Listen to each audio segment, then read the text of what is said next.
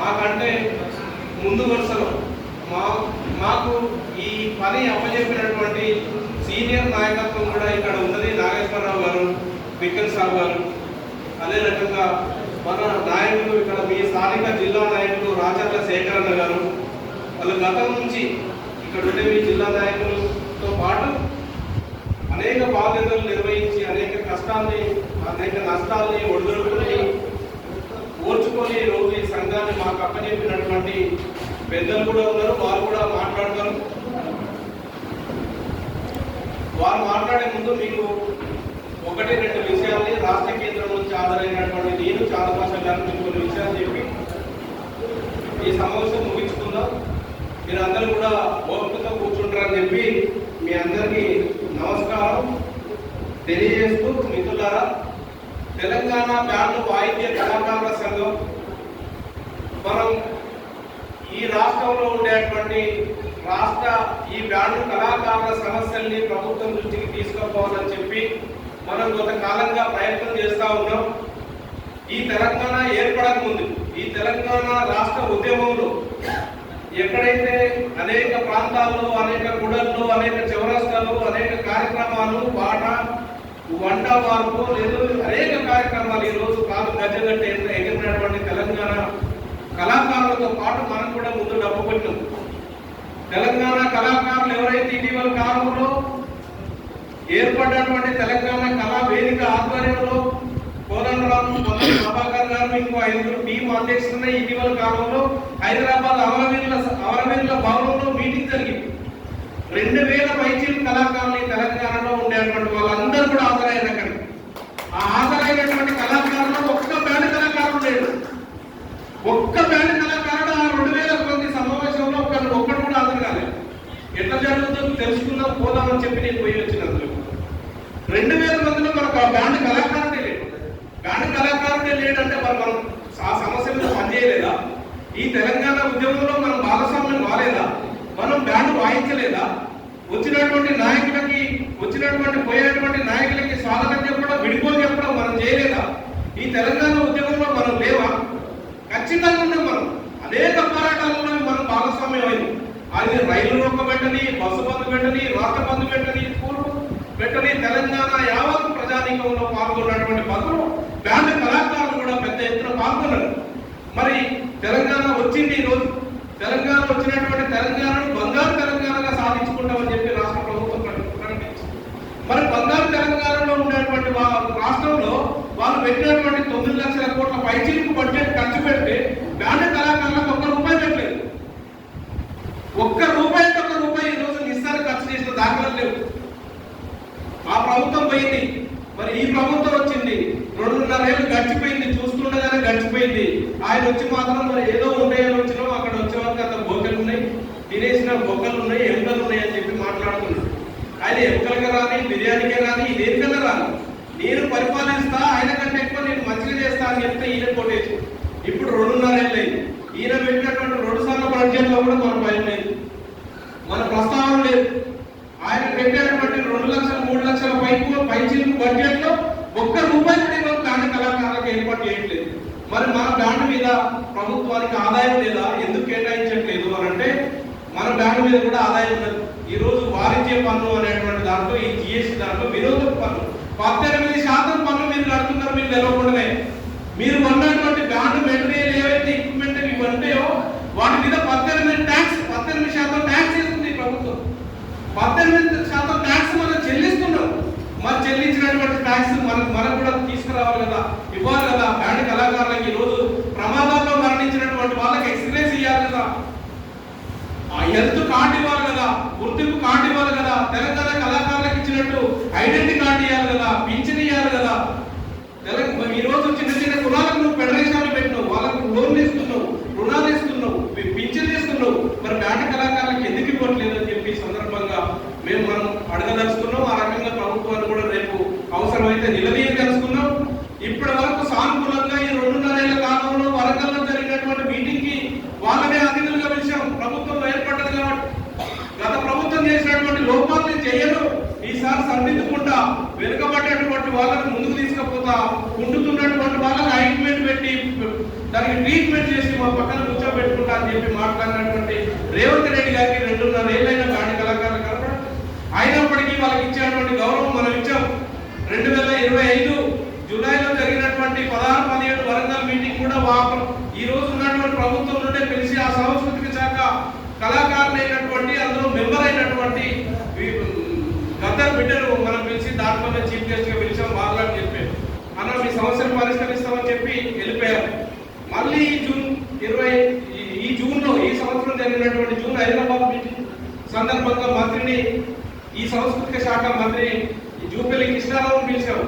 తను కూడా వచ్చినట్టు మీ సమస్యలు పరిష్కరిస్తున్న నాతో కాదు రాష్ట్ర ముఖ్యమంత్రి దృష్టి తీసుకుపోతానని చెప్పి ఇప్పుడు 45 రోజులైంది. ఈసారి మనం పెట్టినటువంటి ఒక డిమాండ్ హైదరాబాద్ లో బ్యాండ్ సీజ్ చేయొద్దు, పోలీసులు కొట్టొద్దు, బ్యాండ్ కళాకారులపై కేసులు పెట్టొద్దు, వెహికల్ పెట్టుకొని మీరు ఇబ్బందులు పెట్టొద్దు అంటే ఒక్కటి మాత్రం పరిష్కరించారు. ఇక్కడ కూడా హైదరాబాద్ లో ఆ సమస్య రాలేదు. కానీ ఇంకా మిగతా డిమాండ్ ఉన్నాయి. ఈ రోజు రాష్ట్ర ప్రభుత్వం నుంచి మనకు ఫెడరేషన్ ఏర్పాటు చేయాల్సినటువంటి అవసరం ఉంది. 2 లక్షల పైచీలకి ఈ రోజు బ్యాండ్ కళాకారులు ఉన్నారు తెలంగాణ మొత్తంలో. మరి వాళ్ళ జీవనోపాధి కోసం వాళ్ళ వృత్తి రిటైర్డ్ అయిన తర్వాత వాళ్ళ ఆరోగ్యం బాగలేనప్పుడు ఈ రోజు కళాకారులకు పింఛన్ ఇవ్వాల్సినటువంటి అవసరం ఉన్నది. ఆ రకమైనటువంటి డిమాండ్ల సాధన కోసం మనం తెలంగాణ బ్యాండ్ వాయిద్య కళాకారులు రాష్ట్ర వ్యాప్తంగా విస్తరణ చేసేటువంటి కార్యక్రమం పెట్టుకున్నాం. అందులో భాగంగానే మహిబాద్ జిల్లా కూడా మనకు అనువైనటువంటి జిల్లా. ఇది రైలు ప్రాంతం ఉన్నటువంటి జిల్లా. రాష్ట్ర కేంద్రం ఏ పిలిపించినా 2 గంటలు 3 గంటలు ఏ బండి ఉంటే ఆ బండి ఎక్కువ చేయడం అటువంటి ప్రయాణ సౌకర్యం కలిగినటువంటి మహిబాద్ జిల్లా దీని మీద ప్రత్యేకంగా రాష్ట్ర కేంద్రం దృష్టి పెట్టి గత కొంతకాలంగా కృషి చేస్తా ఉంది. అందులో భాగంగానే ఇటీవల కాలంలో పనిచేసినటువంటి స్థానిక ఈ మహిబాద్ టౌన్ నాయకత్వం కూడా ఈ వేదిక మీద ఆశీర్వదించారు. వారు కూడా మాట్లాడతారు. రేపు జరగబోయేటువంటి ఈ డిమాండ్ మనం పింఛన్ కార్డు అడుగుతా ఉన్నాం, గుర్తింపు కార్డు అడుగుతా ఉన్నాం, హెల్త్ కార్డు అడుగుతా ఉన్నాం, ప్రమాద ఎక్స్గ్రేసీ అడుగుతా ఉన్నాం, పింఛని సంబంధించినటువంటి బడ్జెట్ పెట్టాలని అడుగుతా ఉన్నాం. ఇవన్నీ పెట్టాలంటే మీరు సాంస్కృతిక శాఖలో సభ్యులు పెట్టి 100 మంది కళాకారులు 1000 మంది కళాకారులు మమ్మల్ని చేస్తే కుదరదు. ఈ రోజు యక్షగానంలో 5 మంది ఉన్నారు, మందుచోలు 10 మంది ఉన్నారు, లేదు సింధూర్లో 5 మంది ఉన్నారు. వాళ్ళు 50 మంది 100 మంది 10 మంది 20 మంది కలిగిన సంఖ్య వాళ్ళ కోసం ఏర్పడినటువంటి సాంస్కృతిక శాఖలో 2 లక్షల సేవలు కలిగినటువంటి బ్యాండ్ కళాకారులు పెట్టి మీరు అన్యాయం చేస్తామంటే కుదరదు. కాబట్టి మాకు ప్రత్యేక బడ్జెట్ పెట్టాలి, బ్యాండ్ కళాకారులకు ఫెడరేషన్ ఏర్పాటు చేయాలని చెప్పి మనం ఒక పెద్ద డిమాండ్ చేస్తా ఉన్నాం. వాస్తవంగా ఇది నెరవేర్చే డిమాండే. ఈ రోజు చిన్న కులాలు పెద్ద కులాలు అని చెప్పి హైదరాబాద్ నుండి ఆ గచ్చిబౌలి, కొక్కపేట, గడ్డిపేట, ఉప్పల్, బగాయి వరకు అన్ని కులాలకు ఎకరాల కొద్ది స్థలాలు కేటాయించారు, భవనాలు నిర్వహిస్తా ఉంది. మరి బ్యాండ్ కళాకారుల శిక్షణ కోసం ఎందుకు పెట్టరు? బ్యాండ్ కళాకారుల వృత్తి నిర్వహణ కోసం ఎందుకు పెట్టరు? ఈ రోజు వచ్చినటువంటి టెక్నాలజీ వాడుకోవాలి కదా, వచ్చేటువంటి యువతరానికి శిక్షణ ఇవ్వాలి కదా. ఆ శిక్షణ ఇచ్చేటువంటి కేంద్రాన్ని ఏర్పాటు చేయాల్సినటువంటి అవసరం ఈ రోజు రాష్ట్ర ప్రభుత్వం మీద ఉన్నది. ఇలాంటి కొన్ని డిమాండ్లు పెట్టుకుని మనం రాష్ట్ర ప్రభుత్వాన్ని ముందు ఉంచుతా ఉన్నాం. ఒకవేళ ఈ రాష్ట్ర ప్రభుత్వం ఇంకా 2.5 ఏళ్ల కాలం పాటు మన డిమాండ్ చేయకపోతే అవసరమైతే ఒక జీవి జాతర పెట్టు, ఒక బస్సు యాత్ర పెట్టు, ముఖ్యమైనటువంటి జిల్లా నాయకత్వాన్ని ఆ బస్సులో కూర్చోబెట్టుకుని తెలంగాణ రాష్ట్రం అంతా ప్రభుత్వం చేస్తున్నటువంటి నవనీతి బ్యాండ్ కళాకారులకు చేస్తున్నటువంటి అన్యాయాన్ని ప్రజలకు తీసుకుపోయేటువంటి పరిస్థితి చేస్తాం. కళాకారుడు కన్నెర చేస్తే ఎంత ప్రభుత్వమైన గద్ద దిగాల్సిందే. అది బ్యాండ్ కళాకారులకు హక్కు ఉన్నది, ఆ శక్తి ఉన్నది, ఆ డబ్బు కొట్టేటువంటి బలం ఉన్నది. ఆ రకంగా ప్రభుత్వం దృష్టిలో పాడడానికి మనం న్యాయశక్తిగా కృషి చేస్తాం. దానికోసం ఈ రోజు అన్ని జిల్లాల్లో కమిటీలు వేస్తాము. నిర్మాణానికి సంబంధించినటువంటి ఎక్కడ బలహీనత ఉన్న కొంత బలాన్ని పెంచేటువంటి ప్రయత్నం చేస్తాము. పాత కొత్త నీరు కలుపుకొని ముందుకు పోవాలనేటువంటి ఒక నాయకత్వాన్ని ఈ రోజు కమిటీని ఇక్కడ మహిబాద్ జిల్లాకు సంబంధించినటువంటిది ఏర్పాటు చేశాం. ఆ నిర్మాణ బాధ్యతలకు సంబంధించినటువంటి ప్రకటన మన రాష్ట్ర అధ్యక్షులు చాంద్ పాషా గారు చేస్తారు. కాబట్టి రేపు మీరు ఇక్కడ ఉన్నటువంటి ఈ రోజు హాజరైనటువంటి మండల కమిటీలు కొన్ని ఉన్నాయి. మీకు 18 మండలాలు ఉంటే ఈ రోజు మీరు హాజరైంది 14 మండలాలు, 12 మండలాలు హాజరయ్యారు. ఇంకా రాని మండలాలు మీరు వెళ్ళిన తర్వాత వినాయక చవితి లోపు 1 నెల 2 నెలల టైం తీసుకుని మీ మండల కమిటీలో ఎన్ని గ్రామాలు లేవని గ్రామాల్లో కమిటీలు ఆ గ్రామాల నుంచి వచ్చి మండల కమిటీలు వేసుకోవాల్సినటువంటి అవసరం మీకు కూడా ఉన్నది. మీరు ఎవరో ఒకరు మండలంలో బాధ్యత తీసుకుని ఆ 10 గ్రామాలు 20 గ్రామాలని పిలిచి మాట్లాడాలి. అక్కడ ఉండే మాస్టర్లు వర్కర్లకి మీరు మనం సంఘం యూనియన్ కార్డు ఇప్పించాల్సినటువంటి అవసరం ఉంది. ఎందుకంటే యూనియన్ కార్డు ఇప్పిస్తేనే పింఛన్ కార్డుకు దరఖాస్తు పెట్టుకోవడానికి అవకాశం ఉంటుంది. అన్ని జిల్లాల్లో ఈ సేవల దగ్గర పోయి మన సంఘం కార్డు వచ్చిన తర్వాత మీరు దరఖాస్తు చేసుకోవాలి. ఆ రకంగా దరఖాస్తు చేసుకుంటే ప్రభుత్వం పోయేలో ఈ ప్రభుత్వం పోయేలో కనీసం మనం గాంధీ కళాకారుల గుర్తింపు కార్డు అన్న తెచ్చుకుందాం. వాళ్ళ ప్రభుత్వానికి గుర్తింపు కార్డు వాళ్ళు ఇప్పుడు ఏం కష్టం లేదు. వాళ్ళు కూడా చెప్పింది అదే, మీరు గుర్తింపు కార్డు అయితే ఇమీడియట్ ఇవ్వగలుగుతాం, మీరు సంఘం కార్డు ఏదో పెట్టాలి మీ వల్ల కాదని రిఫరెన్స్ మీరు ఇవ్వాల్సింది. ఎందుకంటే మన బేక్ వాళ్ళు ఎవరైనా దొరబడితే మేము దానికి బాధ్యత వహించమని చెప్పారు. కాబట్టి మనం సంఘం కార్డు ముందు ఇస్తాం, ఆ సంఘం కార్డు పెట్టుకొని మీరు అప్లికేషన్ పెట్టండి. ఆ రకంగా మండల కమిటీలు వేసుకోవాల్సినటువంటి అవసరం ఉంది. రాని మండలాలు కూడా మీరు పక్క మండలం వాళ్ళు బాధ్యత తీసుకోండి. ఇప్పటి నుంచి జిల్లా సమృద్ధి అయినటువంటి కొంత శక్తి మేర దీన్ని పెంపొందించేటువంటి ప్రయత్నం చేశాం. మీరు కూడా ఈ జిల్లా కేంద్రం వాళ్ళు నేను రెగ్యులర్ గా నెలకోసారో 10 రోజులకోసారో ఫోన్ చేయాలి, మాట్లాడాలి. మీ మండలంలో ఏ సమస్య ఉందో తెలుసుకోవాలి. ఆ రకంగా నిర్మాణ సమస్యని పరిష్కరించి ఉంటే ఒక 6 నెలల సంవత్సరంలో ఈ వచ్చేటువంటి జీపు జాతరకు ఈ మహిబాద్ జిల్లా నుండి పెద్ద ఎత్తున స్వాగతం పలకాలి. ఈ రోజు తీసినటువంటి ర్యాలీ కాదు, 1000 మందితో ఈ మహిబాద్ జిల్లాలో మనం ర్యాలీ తీయాలి. ఆ రకంగా మీ బలం రాష్ట్రాన్ని ఎమ్మెల్యే ఇక్కడ లోకల్ ఎమ్మెల్యే ఎవరైతే ఉన్నారో మీ మహిబాద్ ఎమ్మెల్యే, డోరకల్ ఎమ్మెల్యే, మీకు 2 ఎమ్మెల్యేలు వస్తాయి. ఈ 2 ఎమ్మెల్యేలు కూడా అసెంబ్లీలో మా మహిబాద్ లో గాడి కళాకారులు బాధపడుతున్నారు, వాళ్ళకు కొన్ని డిమాండ్స్ ఉన్నాయని చెప్పి అసెంబ్లీలో మాట్లాడాలంటే మన బలం చూపెట్టాల్సిందే, మన నిరసన చూపెట్టాల్సిందే, మన వాయిస్ వినిపించాల్సిందే. ఆ రకంగా రేపు జరిగేటువంటి జీప్ జాతలు మీరు సన్నద్ధమై ఉండాలి, ఆర్థికంగా బలపడాలి, మీ కమిటీలో ఫండింగ్ ఉండాలి, మీకు మండల నాయకుడు ఉండాలి, మీకు గ్రామ నాయకుడు ఉండాలి, మీ మండల నాయకుడి నుంచి జిల్లా నాయకుడు ఉండాలి. ఆ రకంగా ఒక గొలుసు సిస్టమ్ మారి మన జిల్లా మన సంఘాన్ని బలోపేతం చేసుకోవాల్సినటువంటి అవసరం ఉంది. అది అందరూ చేస్తేనే జిల్లా నాయకులు ఫోన్ చేసినా రాలేని చేయాలంటే కుదరదు.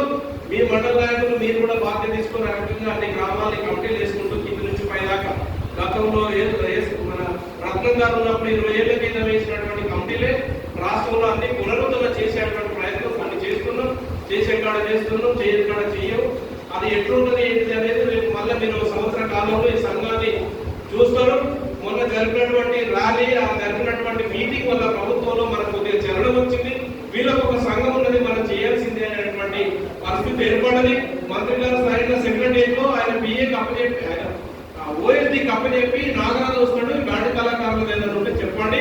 ఒకవేళ నా పిఏ ఫోన్ ఎత్తినా ఎత్తకపోయినా, నేను సమాధానం చెప్పకపోయినా ఆయన చెప్పేది ఏమున్నా మీరు వినండి, అది ఏమన్నా ఉంటే నాకు తర్వాత చెప్పండి అని చెప్పి సాంస్కృతిక శాఖ మినిస్టర్ జూపల్లి కృష్ణారావు గారు తన ఓఎస్డీని అప్పచెప్పేటువంటి పరిస్థితి ఈరోజు వచ్చింది. ఇటీవల పర్మిషన్ కోసం మనం సిపి గారి దగ్గర దిగాం, సత్యనారాయణ గారిని కలిసాం. సత్యనారాయణ కాదు, డీజీపీ గారిని కలిసాం.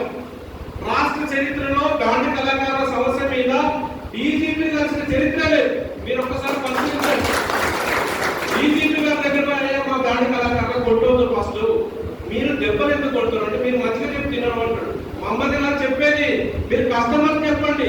రాత్రి 10:30 అయిన తర్వాత బ్యాచ్ కుర్బాటిల్ లాగొస్తుంది, 10:30 అయిన తర్వాత ఇంకో బ్యాచ్ కుర్బాటిల్ లాగొస్తుంది. ఇట్లా వాళ్ళు దాగొచ్చి ఇచ్చినటువంటి అడ్వాన్స్ 5,000 ఇంకా 15,000, ఇప్పుడు 15,000 ఎందుకోవాలా, 5,000 కోసం కొట్టాలా, మీతో తల్లబడాలి. పోలీసులు చేయాల్సింది మా మీద కాదు, మీరు కస్టమర్ మీద చేయండి. ప్రభుత్వం చైతన్యం చేయండి ప్రజల్ని. రాత్రి 10:30 పెడతారా, 11 పెడతారా, 9 పెడతారా, మీరు ఒక నిర్ణయించండి. అనాథగా ఉన్నారు, ఎవరు దిక్కు లేడు, వీళ్ళని అడిగినట్టు కొట్టినా అడిగేటోడు లేడని చెప్పి ఈరోజు గాంధీ కళాకారుల మీద మీ పోలీసులు మ్యాన్ హ్యాండింగ్ చేస్తున్నారు, ల్యాండ్ చార్జ్ చేస్తున్నారు. దీన్ని మాత్రం మేము సహించాం సార్ అని చెప్పి డీజీపీ గారికి మనకు ఉన్నటువంటి పెద్దలు తీసుకుపోయి కలిసి ఆ రకంగా చెప్పొచ్చిన తర్వాత ఈ రోజు హైదరాబాద్ లో ఒక్క అరెస్ట్ అంటే ఒక అరెస్ట్ కాలేదు, ఒక్క వెహికల్ సీజ్ కాలేదు, ఒక్క గాంధీ కళాకారునికి ఒక దెబ్బ పడలేదు. అది మన సంఘం సాధించినటువంటి విజయం. భవిష్యత్తులో మరింత పోరాటం చేద్దాం, మరింత మన హక్కుల కోసం నిలబడదాం. ఏ ప్రాబ్లం వచ్చినా అమర నిరాదీక్షకైనా మేము హైదరాబాద్ ఇంద్రాబాద్ లో కూర్చోవడానికి సిద్ధంగా ఉన్నటువంటి నాయకత్వం ఈ రోజు వరకు ఉంటే ఆ నాయకత్వానికి సహకరించాల్సినటువంటి బాధ్యత మేము ఉందని చెప్పి తెలియజేస్తూ ఈ అవకాశం ఇచ్చిన మీ అందరికీ కూడా ధన్యవాదాలు.